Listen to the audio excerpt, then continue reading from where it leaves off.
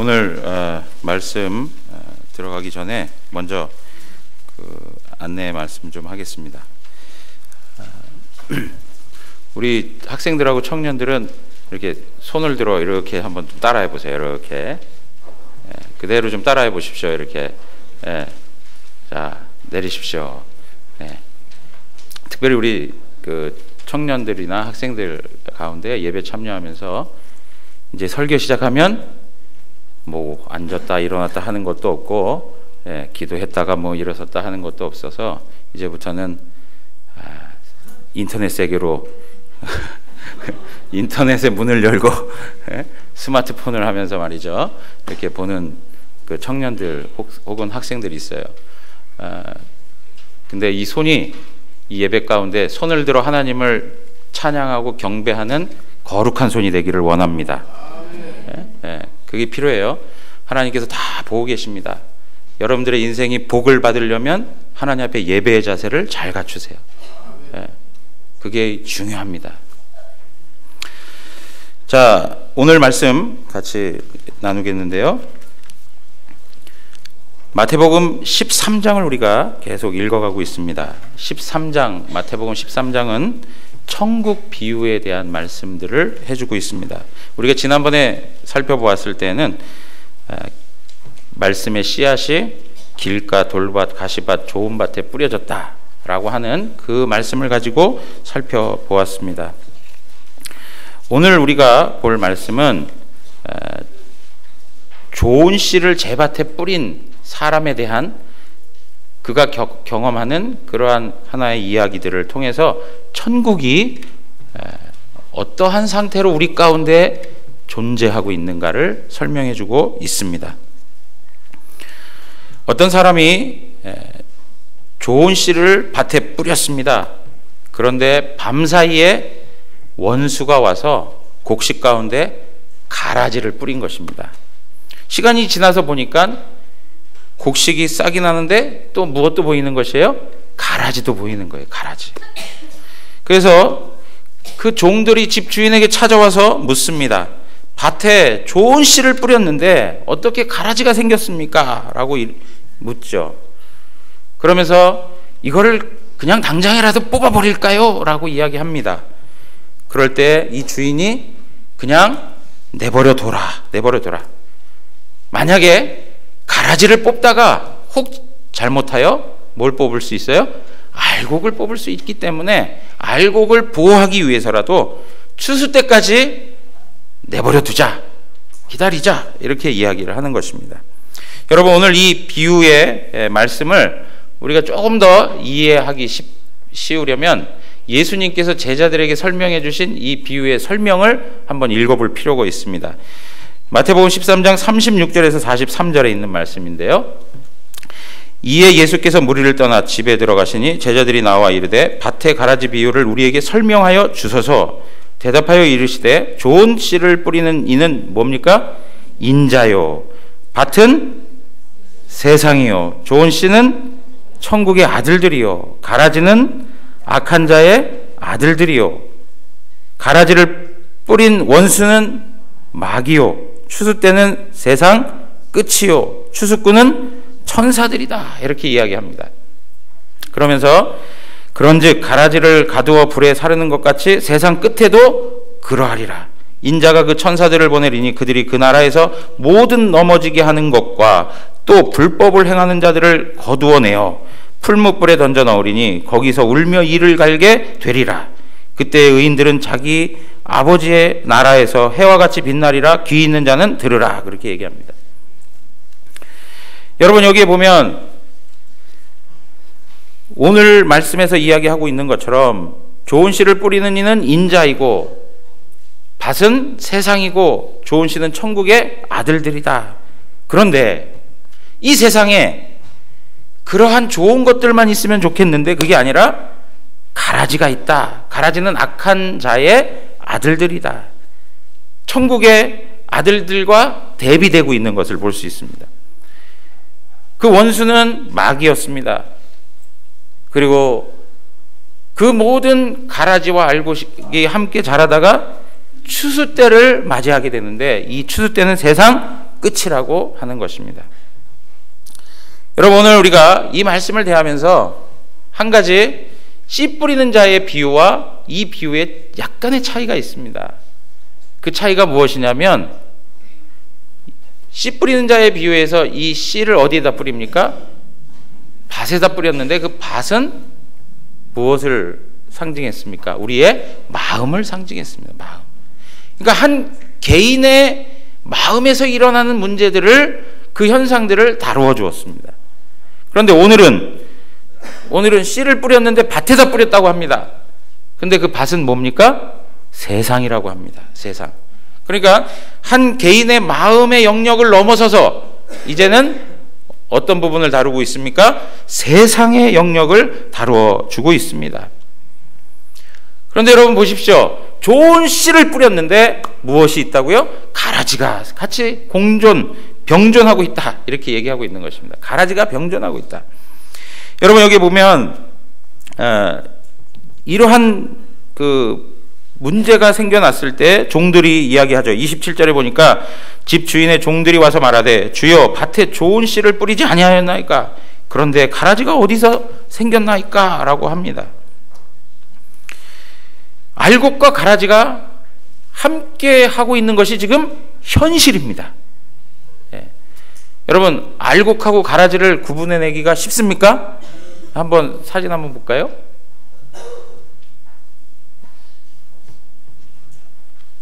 제가 알곡과 네. 방송실에도 알곡과 가라지를 구분을 잘 못하는 것 같습니다. 네? 넘어가도록 하죠. 그래서 네. 알곡과 이렇게 보리, 그 다음에 밀, 가라지 이렇게 해서 하는데, 사실 이렇게 언뜻 보기에는 분간하기가 어렵습니다. 그리고 다 자라기 전까지는 더더욱 어렵다고 합니다.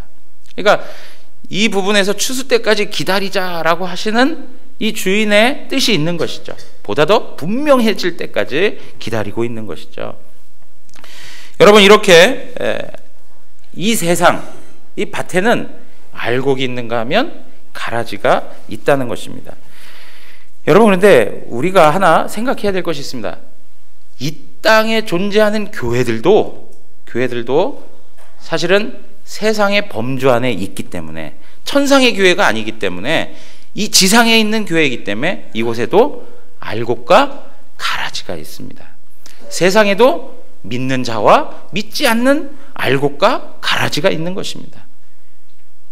그러니까 이 교회 가운데에도 보이지 않는 교회가 아니라 우리가 보이는 이 지역교회 안에도 알곡과 가라지가 있다는 것입니다. 여러분, 그렇게 생각하면 무슨 생각을 하겠습니까? 나는 가라지인데, 나는 알곡인데 누가 가라지일까? 옆에 있는 사람을 의심하기 시작합니다. 예? 옆에 있는 김 집사가 가라지인가? 예? 그런 생각하면 됩니까? 안 됩니까? 그런 생각하면 안 됩니다. 예? 목사님, 알곡과 가라지를 완전히 색출해내야 되겠습니다. 예? 이런 생각하면 됩니까? 안 됩니다. 알곡과 가라지 문제는 하나님과 본인만이 아는 것이죠. 누가 알곡이라고 하고 누가 가라지라고 하고 그걸 결정할 수가 없습니다. 이 역시도 우리가 주님 앞에 갔을 때 알게 되겠죠. 예? 여러분, 그래서 우리가 이러한 말씀을 들을 때 하나님의 말씀이 나에게 하는 말씀이다라고 들어야지, 이건 옆에 이 집사가 들어야 되는데, 이런 식으로 생각하시면 안 돼요. 예? 어떠한 말씀이 하나님 앞에 들려지든지 하나님 앞에 깨닫는 게 복입니다. 예? 깨닫는 게 복이에요. 제가 지난번에 우리 주일학교에 교육자가 없어서 그 말씀을 제가 한 달간 주일학교에서 전한 적이 있습니다. 그런데 주일학교에 예배에 참여하다 보니까 이게 말씀만 전하면 된다라는 생각이 있어서 그런지 제가 이제 헌금을 준비 못하고 온 거예요. 예? 그래가지고 어느 날 이제 우리 동규가 여기 앉아 있는데요. 동규가 헌금위원이었어요. 그래서 쫙 돌더니 이제 저한테까지 딱 오는 거예요. 그래서 제가 동규야 지나가라 가라 이렇게 했더니 딱 가려다가 딱 보더니 목사님 그러면 안 되죠. 예? 아주 그냥 크게 한 방울 먹었습니다. 예? 그래서 그 다음 주부터는 꼭 헌금을 챙겨가지고 예, 나오기 시작했습니다. 예?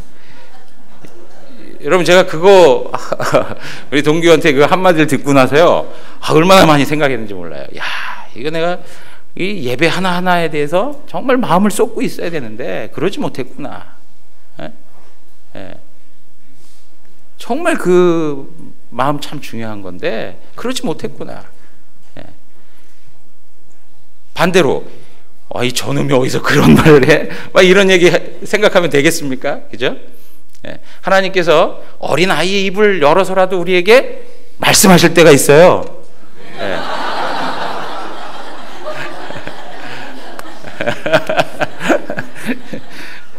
예. 방송실을 너무 많은 일들을 하고 있습니다. 네. 자, 그런데요, 제가 말씀드리고 싶은 그거예요.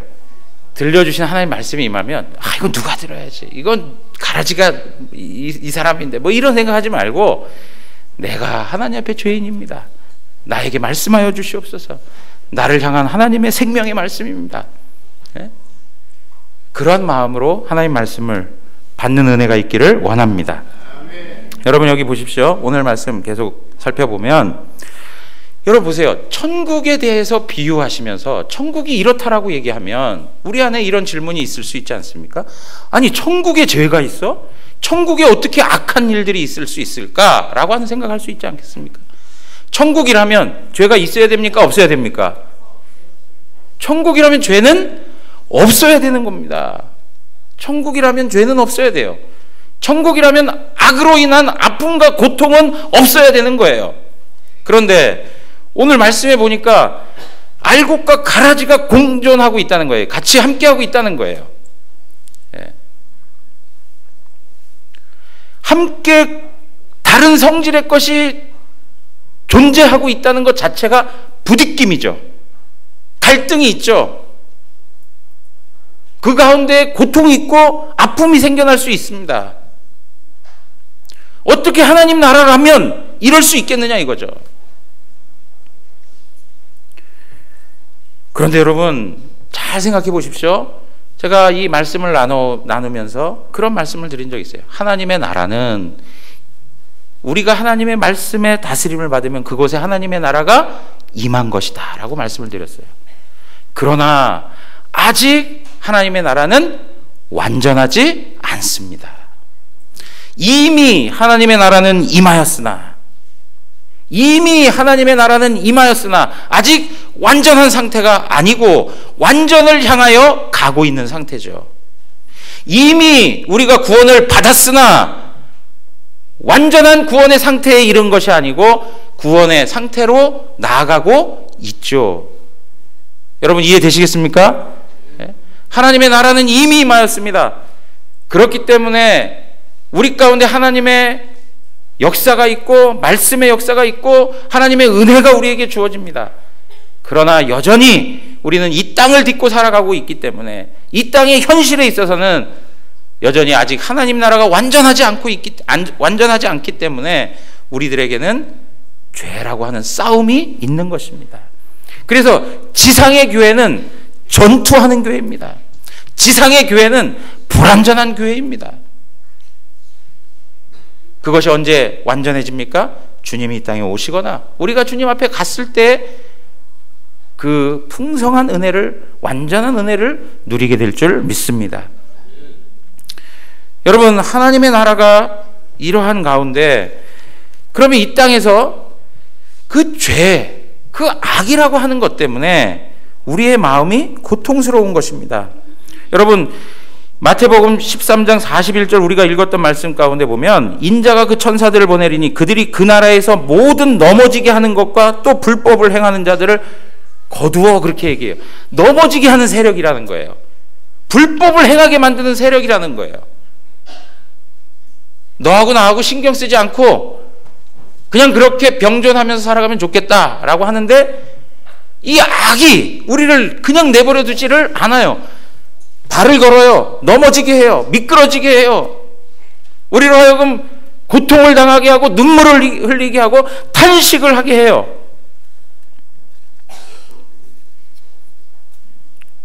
이것이 바로 우리가 경험하고 있는 현실적인 문제인 거예요. 하나님 나라 백성이라면 완전한 하나님 나라를 우리에게 주셔서 죄로부터 완전히 격리시켜 주시고 그 가운데서 풍성한 은혜만 누리고 살아가게 하면 좋을 텐데 여전히 이 나라는 이 땅에서 이루어져 가고 있는 과정이 있기 때문에 죄악의 문제를 우리는 완전히 제거할 수가 없고 그와 더불어 힘겨운 싸움을 해나갈 때가 있는 것입니다. 여러분 다니엘 1장 4절에서 7절로 한번 가서 보시면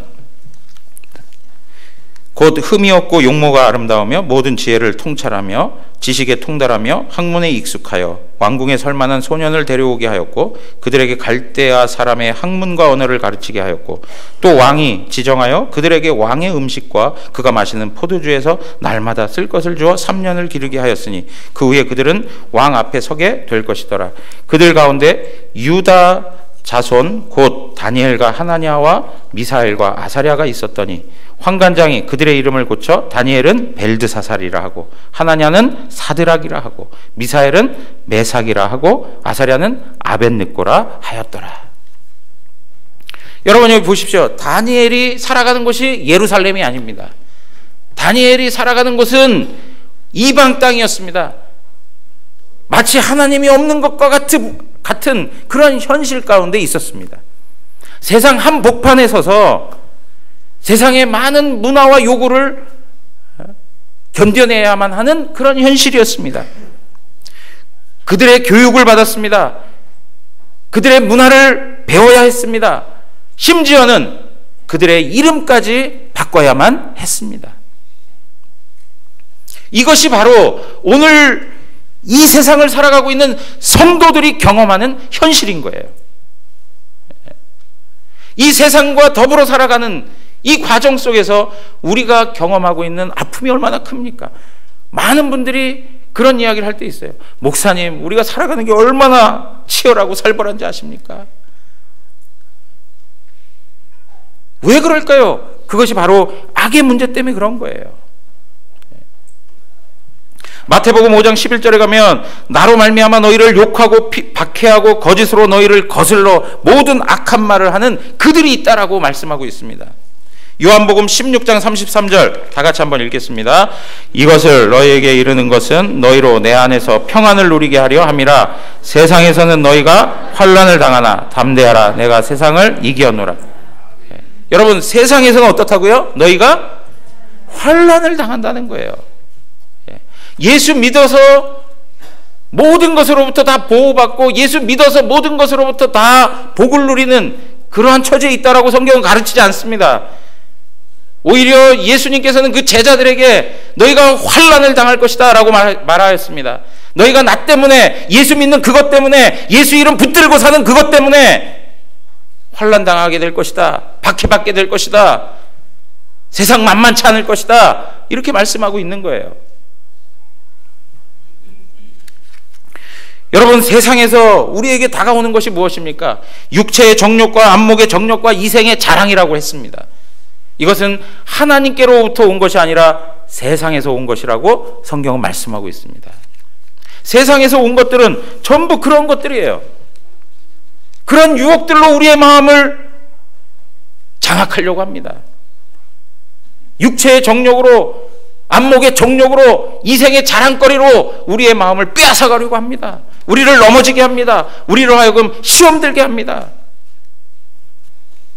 세상은 점점 더 거대해지고 우리를 삼키려고 달려오고 있는 그런 우는 사자와 같은 모습으로 우리 앞에 서 있는 것입니다. 여러분 보십시오. 오늘날 성적 타락의 그 내용들을 보면 정말 어디까지 내려가려는지 그 도덕과 윤리적 의식이 어디까지 내려가야만 그 바닥이 보일지 정말 지옥문을 두들기고 오는 것 같은 그러한 도덕적 타락을 우리가 경험하고 있어요. 여러분, 오늘날 보십시오. 동성애가 강력하게 주장되고 있습니다. 우리 안에 굉장한 도전들이 다가오고 있는 것입니다. 하나님 중심, 하나님 말씀 중심, 하나님이 다스리는 것 대신에 인본주의가 판을 치고 있습니다. 이러한 현실 속에서 모든 사람들이 사고하는 대로 살지 아니하고 하나님 말씀대로, 하나님의 생각대로 살아간다는 게 쉬운 일이겠습니까? 어렵죠. 교회 안에도 역시 마찬가지입니다. 하나님 앞에서 신실한 마음을 품고 충성되게 하나님의 교회를 섬기며 살아가는 그러한 모습들이 있는가 하면 그것에 대하여 흔들고 아픔을 주고 상처를 끼치는 그러한 현실들이 우리 가운데 있는 것이죠. 우리 학생들, 청년들 잘 들으세요. 교회라고 해서 완전한 교회는 이 세상에 아무 데도 없습니다.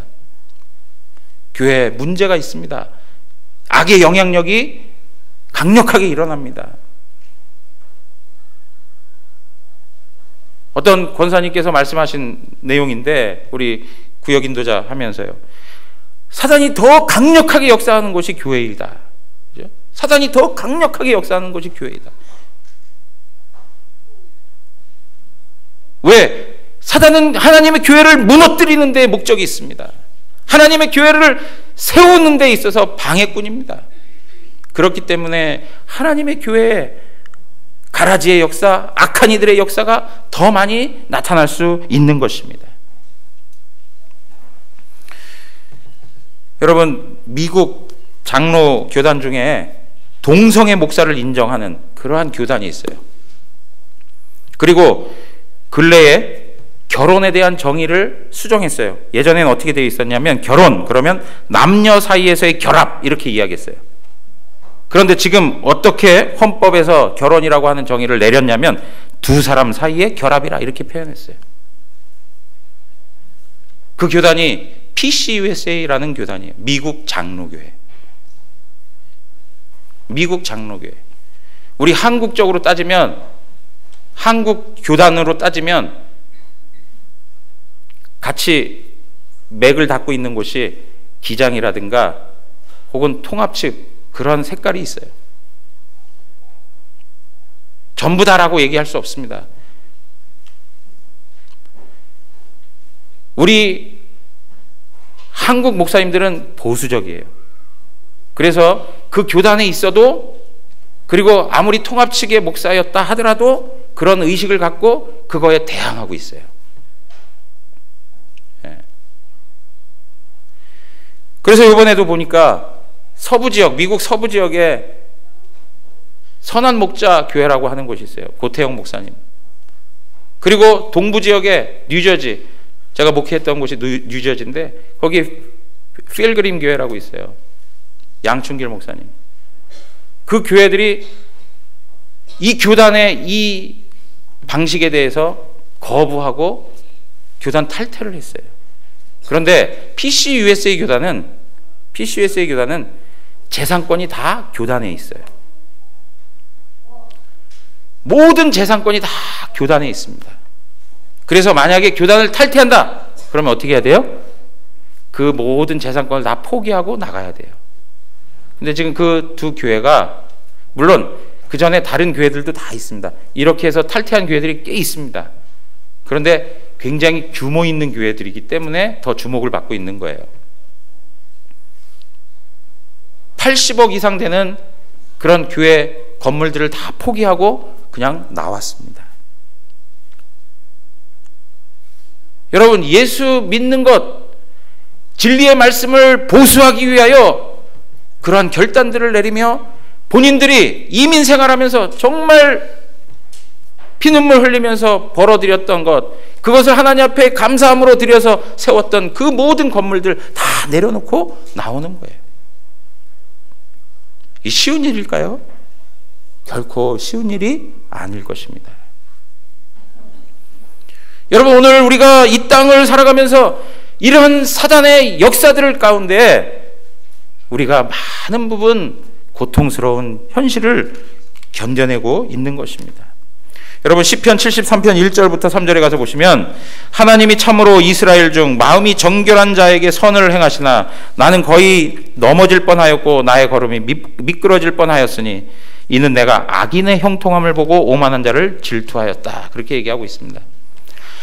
이 세상을 보니까 오히려 하나님 앞에서 진실하고 정직하고 하나님 뜻대로 살아가는데 삶이 더 어려워요.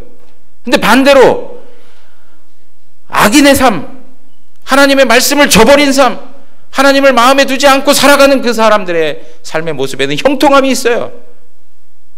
그러니까 마음에 부딪힘이 있는 거예요. 도대체 내가 신앙하는 게 무슨 유익이 있단 말인가? 현세적으로 나한테 도움 하나도 안 되는 이 신앙을 한들 무슨 의미가 있단 말인가? 그래서 13절, 73편 13절 다 같이 읽겠습니다. 내가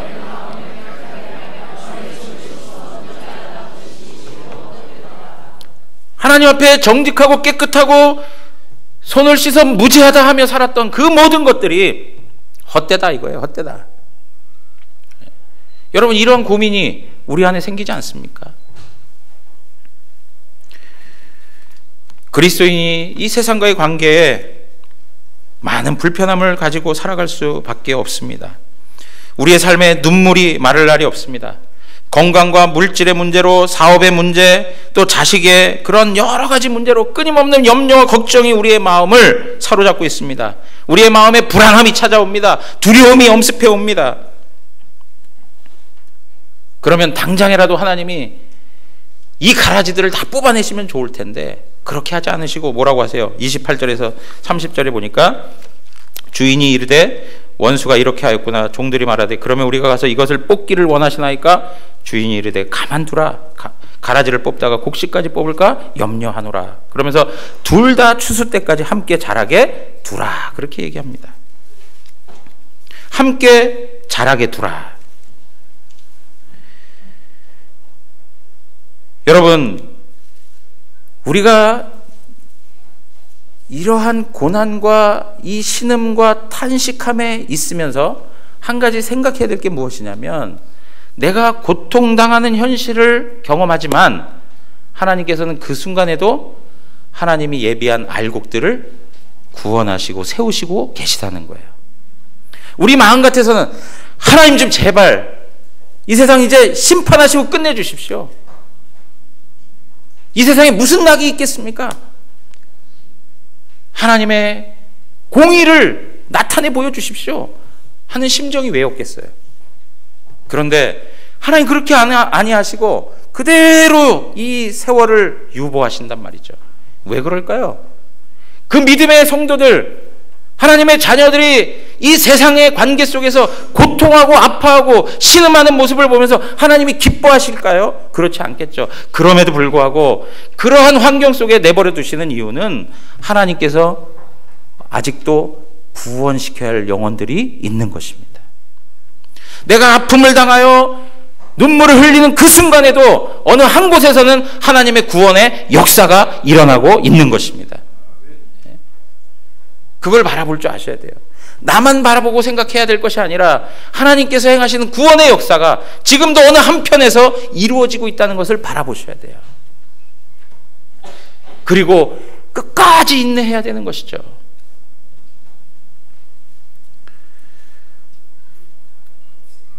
그 샘물 호스피스 사역하는 내용들을 지금 잠깐 읽게 되었는데요. 정말 죽음의 문턱에 와서 평생을 하나님 앞에 범죄하고 하나님 떠나서 하나님 모르고 살다가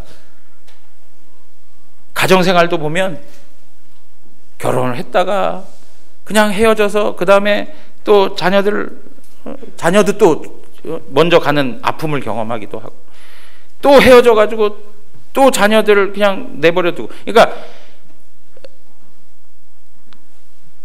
많은 사람들을 만났지만 자녀들에 대하여 아빠 노릇을 하지 못하는, 그래서 자기 자신에게 배다른 자식들이 너무 많은 거예요.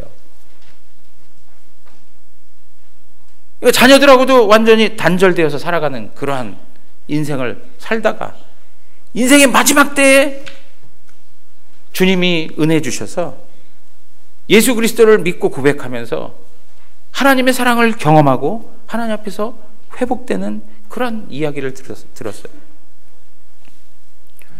여러분 보십시오. 지금도 이 세상의 그 고통이 우리 가운데 있다 하더라도 그 이면에는 하나님의 구원의 역사가 일어나고 있다는 거예요. 그것을 바라볼 수 있는 은혜가 있어야 합니다.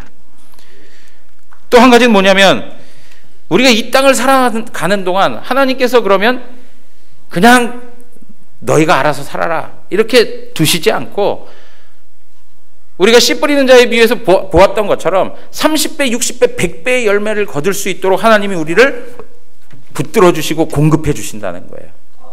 고린도후서 4장으로 가서 한번 보시면 고린도후서 4장 7절에서 10절 말씀입니다. 우리가 이 보배를 질그리스에 가졌으니 이는 심히 큰 능력은 하나님께 있고 우리에게 있지 아니함을 알게 하려 함이라. 자, 8절 9절 다 같이 한번 읽겠습니다. 우리가 사방으로 우겨쌈을 당하여도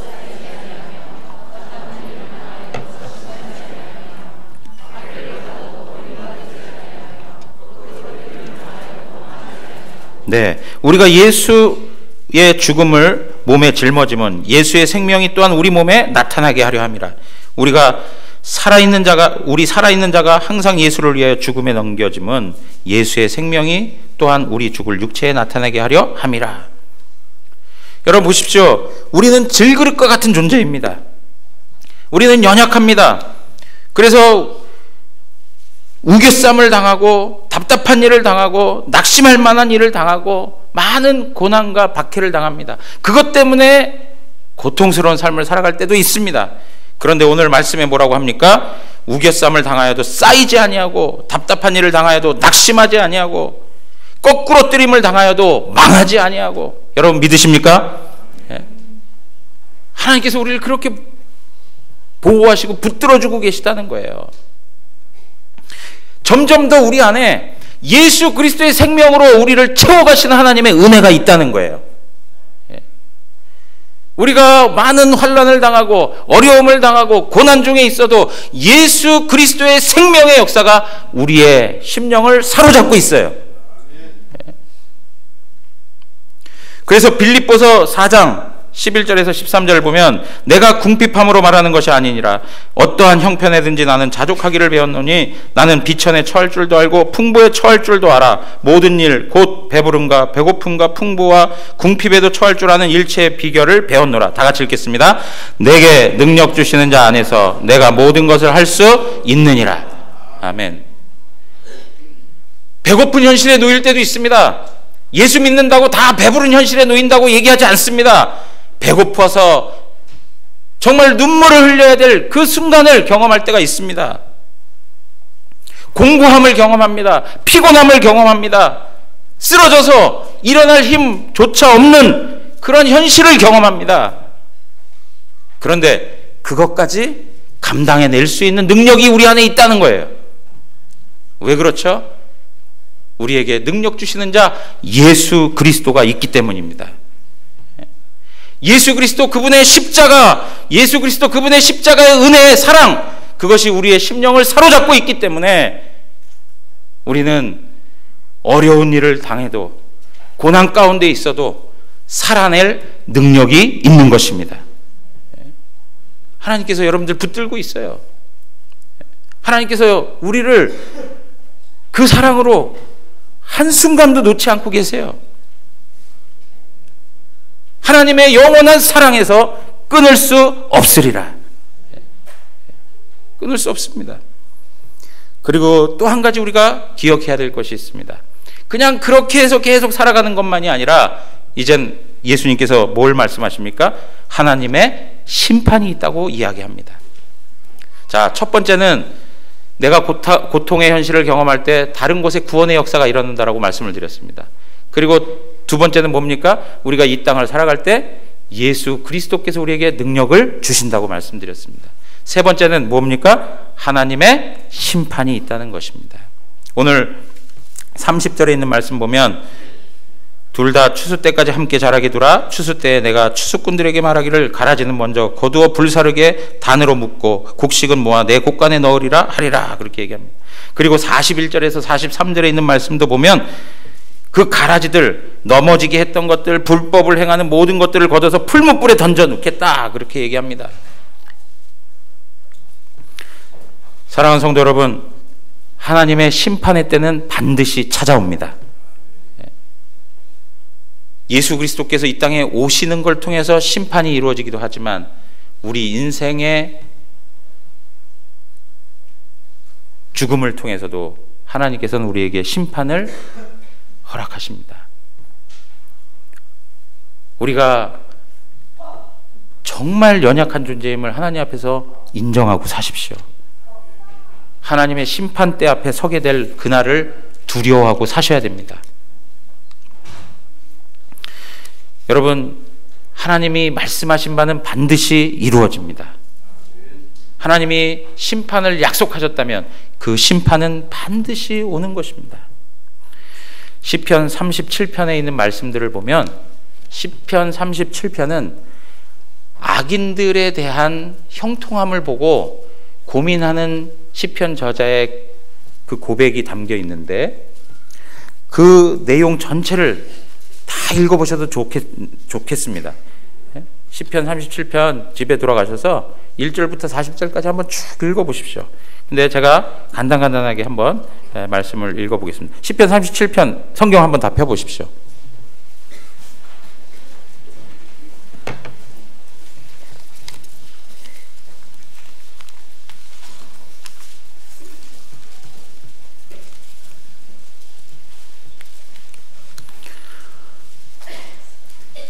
자, 2절입니다. 2절.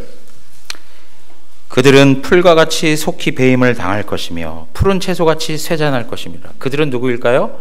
악인들입니다. 악인들. 7절 보십시오. 여호와 앞에 잠잠하고 참고 기다리라. 자기 길이 형통하며 악한 꾀를 이루는 자 때문에 불평하지 말지어다.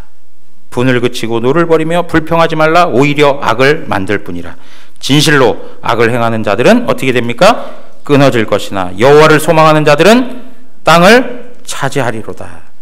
10절 보시면 잠시 후에는 악인이 없어지리니 내가 그것을 자세히 살필지라도 없으리라. 잠시 후에는 악인은 없어집니다. 12절 보십시오. 악인이 의인치기를 꾀하고 그를 향하여 그의 일을 가는도다. 악인이 현실 세계에서 그렇게 한단 말이에요. 의인으로 인하여 고통당하게 한다는 것입니다. 13절 다 같이 읽겠습니다. 그러나 주께서 그를 비웃으시리니 그의 날이 다가옴을 보심이로다. 하나님이 비웃어요. 참 어처구니 없구나. 하나님 비웃어요. 심판의 때가 다가오고 있는 걸 알지 못하고 기고만장하게 하나님의 편을 거스려 살아가는 인생들에 대하여서 하나님께서 단호하게 말씀하시죠. 악인이 칼을 빼고 활을 당겨 가난하고 궁핍한 자를 엎드려뜨리며 행위가 정직한 자를 죽이고자 하나 그들의 칼은 오히려 그들의 양심을 찌르고 그들의 활은 부러진다. 악인의 팔은 부러지나 17절입니다. 의인은 여호와께서 어떻게 하세요? 붙드신다 라고 말씀하십니다. 18절에 가서 보시면 여호와께서 온전한 자의 날을 아시나니 그들의 기업은 영원하리로다. 22절 가서 보십시오. 주의 복을 받은 자들은 땅을 차지하고 주의 저주를 받은 자들은 끊어지리로다. 24절 24, 25절 다 같이 한번 읽겠습니다. 그는 넘어지나 아주 넘어지지 아니함은 여호와께서 그의 손으로 붙드심이로다. 내가 어려서부터 늙기까지 의인이 버림을 당하거나 그의 자손이 걸식함을 보지 못하였도다. 여러분 믿으세요? 우리는 넘어질 수 있어요. 그런데 어떻게 해요? 아주 엎드려지지 않는다고 해요. 왜 그렇습니까? 여호와의 손이 우리를 붙들고 있어요. 여호와의 손이. 우리 김태용 권사님께서 영상을 하나 보내주셔가지고 하나 봤는데요. 한 사람이 인형을 조작하면서 두 사람 역할을 하는 거예요. 그 이름이 깡여사인가요? 예. 근데 그분이 그걸 하면서 그 인형을 막 조절하면서 거기서 손을 딱 빼니까 그 인형이 막 움직이던 인형이 손을 딱 놓으니까 푹 꺼지는 거예요. 여러분, 마찬가지로 하나님께서 우리 영혼을 붙들고 있습니다. 그렇기 때문에 우리 살아 움직이는 거예요. 하나님의 손이 있기 때문에 살아 움직이는 거예요. 그냥 사는 거라고 생각하지 마세요. 어떤 목사님이 저한테 안부만 하면 항상 이런 말 하세요. 살아있습니까? 살아있습니까? 하나님의 손이 붙들고 있어요.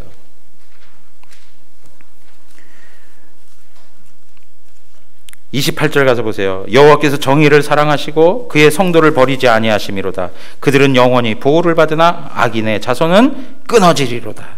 (31절) 그의 마음에는 하나님의 법이 있으니 그의 걸음은 실족함이 없으리로다. 사랑하는 성도 여러분, 이 40절까지의 말씀 집에 가셔서 한번 다시 다 읽어보세요. 전부 하나같이 정말 이 악을 보고 살아가는 현실 속에 우리가 들어야 할 말씀들입니다.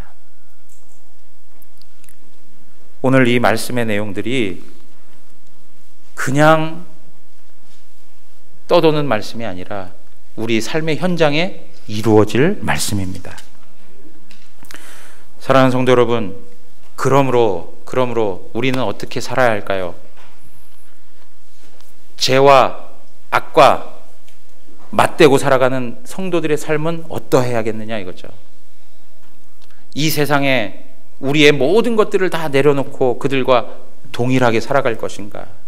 아니면 하나님 앞에서 정말 성도다운 삶을 살아가야 하는 것인가? 우리가 하나님 앞에 또 다시 한번 우리의 모습들을 살펴야 되는 것입니다. 사랑하는 성도 여러분, 예수 그리스도는 십자가에서 죽으셨습니다. 그러나 하나님께서는 죽음 그대로 두지 않으셨습니다. 하나님께서는 예수 그리스도를 다시 살아나게 하셨습니다. 오늘 우리에게 동일한 은혜를 주실 줄 믿습니다. 그러므로 이 세상의 악에 요동치지 마시고 흔들리지 마시고 마음 빼앗기지 마시고 하나님 앞에서 우리가 살아야 할 삶의 내용을 살아내셔야 됩니다. 시브리서 10장 22절에서 25절 읽고 말씀 마치겠습니다. 시브리서 10장 22절에서 25절 다 같이 읽겠습니다. 우리가 마음의 뿌림을 받아 악한 양심으로부터 벗어나고 몸은 맑은 물로 씻음 받았으니 참 마음과 온전한 믿음으로 하나님께 나아가자. 또 약속하신 이는 미쁘시니 우리가 믿는 도리의 소망을 움직이지 말며 굳게 잡고 서로를 돌아보아 사랑과 선행을 격려하며 모이기를 패하는 어떤 사람들의 습관과 같이 하지 말고 오직 권하여 그날이 가까움을 볼수록 더욱 그리하자. 아멘. 사랑하는 성도 여러분, 이 어두운 세상에서 하나님이 약속하신 말씀, 믿는 도리의 소망을 굳게 잡고 예수 그리스도의 십자가의 도의 능력을 누리면서 하나님께서 우리로 하여금 살아내라 하신 서로 돌아보고 사랑과 선행을 격려하고 함께 교회로 모여서 하나님을 예배하는 일들을, 그 일들의 마음을 더욱 쏟는 그런 은혜가 있기를 원합니다. 그래서 성령이 하나 되게 하신 것, 그것을 하나님 앞에서 감당하는 성도로 세워지기를 원합니다. 힘들어도 눈물을 흘리더라도 성도로서 가져야 할 고귀한 삶을 하나님 앞에서 아름답게 살아가는 우리 영안교회 모든 성도님들 되실 때 우리 마태복음 13장 43절에서 이야기했던 것처럼 아버지의 나라에서 해와 같이 빛나리라고 말씀하셨습니다. 오늘 그 사실을 또한 부여잡으시면서 해같이 빛나는 복된 성도님들 되시기를 주님의 이름으로 축원합니다. 우리 다 같이 일어나서 찬양하겠습니다.